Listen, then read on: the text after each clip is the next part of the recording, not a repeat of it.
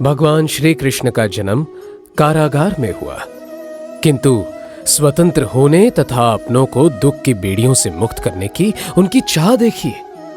जन्म लेते ही उन्होंने माता देवकी तथा पिता वसुदेव को बेड़ियों से मुक्त कर दिया। इतना ही नहीं तो नवजात शिशु कृष्ण की इच्छा से कारागार के द्वार स्वतः ही खुल गए। बेड़ी मुक्त होते ही कारागार से बाहर जाने का मार्ग सुलभ हो गया। पिता वसुदेव ने पुत्र बालक कृष्ण को टोकरी में उठाकर अपने सिर पर रख लिया और मथुरा से गोकुल की ओर निकल पड़े। इधर मां यमुना कृष्ण के चरण छूने को लालायित है। माता यमुना ने व्याकुल होकर अपना जलस्तर बढ़ा लिया। पिता वसुदेव के लिए आगे बढ़ना कठिन हो गया। बालक कृष्ण ने टोकरी के बाहर अपने चरण रख दिए। यमुना ने कृष्ण के चरणों को छुआ और जलस्तर कम हो गया। इस समय भी कृष्ण ने यमुना को दर्शन की व्याकुलता के बंधन से और अपने पिता को यमुना के भयंकर जल स्तर के विकट परिस्थिति से मुक्त किया। जब वे गोकुल पहुंचे तो देखा कि अत्याचारी शासक कंस के आतंक से त्रस्त गोकुल वासियों को अपने मनोहारी अलौकिक छवि से आनंद विभोर कर दिया। गोधन को अपने दिव्य स्पर्श और प्रेम से पोषित कर उन्हें पुष्ट बनाया। गोकुल वासियों को गोमाता का सारा दूध कंस के पास भेजना पड़ता था और उनके अपने बच्चे दूध से वंचित रह जाते। ऐसे में बालक कृष्ण ने मित्रों की टोलियां बनाई, दूध माखन से भरी मटकियां फोड़ी और एक ऐसा आंदोलन खड़ा किया जिससे कि गोकुल का दूध तथा दुग्धजन्य पदार्थ मथुरा न जा सके। इससे गोकुल के बालकों को दूध मिलने लगा और गोकुलवासी पुष्ट होने लगे। अत्याचारी शासन के अत्याचार और लगान से ग्रामवासियों को मुक्त करने का ऐसा था श्री कृष्ण का अभियान। आगे श्री कृष्ण ने कंस द्वारा भेजे गए अनेक शक्तिशाली और मायावी राक्षसों को समाप्त कर उन्हें यमपुर भेज दिया। वहीं गोकुल में जातिगत भेदभाव को मिटाने का प्रखर अभियान चलाया। सभी जातियों के बालकों को उन्होंने अपना मित्र बनाया। नित्य उनके साथ गैया चराने जाते, वहीं सब मिल बैठकर भोजन करते।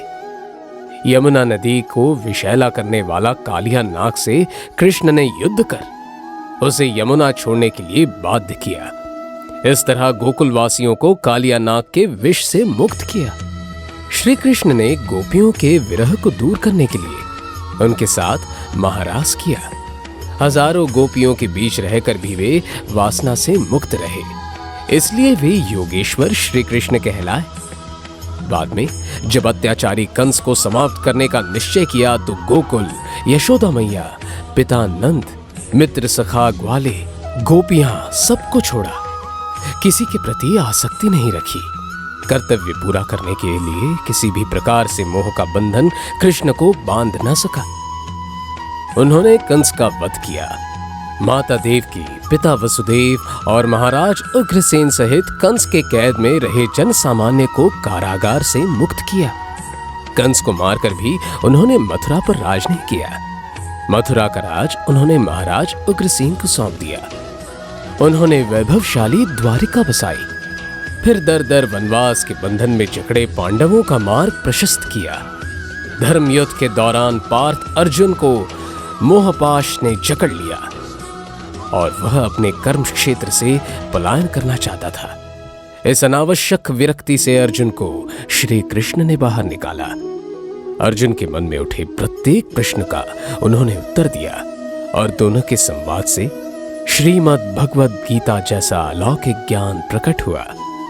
श्री कृष्ण के उपदेश ने अर्जुन को कर्तव्यवान बनाया और इसके बाद पांडव विजयी हुए। हस्तिनापुर नरेश युधिष्ठिर चक्रवर्ती सम्राट बने। वहीं गीता का ज्ञान आज संसार के लिए कर्तव्य का बोध करने वाला, सभी विकारों से मुक्त करने वाला तथा ईश्वर तक पहुंचने का महान ग्रंथ है। जन्म से लेकर अपने प्राण त्यागने तक जिन्होंने स्वतंत्रता से जीवन जिया, ऐसे श्री कृष्ण ने केवल धर्म के बंधन को ही स्वीकार किया, धर्म को प्राथमिकता दी, उसी को आदर्श माना। श्री कृष्ण ने वचन दिया था कि महाभारत युद्ध में वो शस्त्र नहीं उठाएंगे, पर धर्म रक्षा के लिए उन्होंने अपने ही वचन को तोड़ा तथा शस्त्र उठाकर संसार को बता दिया कि धर्म ही सर्वोपरि है। धर्म की रक्षा के लिए व्यक्तिगत प्रण या वचन बाधक बने तो उसे तोड़ देना ही उचित है। श्री कृष्ण ने जीवन भर धर्म का पालन किया, उसे जीकर दिखाया। उन्होंने अपने महान जीवन तथा उपदेश से संसार को बताया है कि धर्म के आचरण से युक्त व्यक्ति ही स्वतंत्र हो सकता है। भारत भाग्य विधाता भगवान श्री कृष्ण का आशीर्वाद संपूर्ण सृष्टि को प्राप्त हो। हमें नहीं है चिंता अपनी, उनको चिंता हमारी है।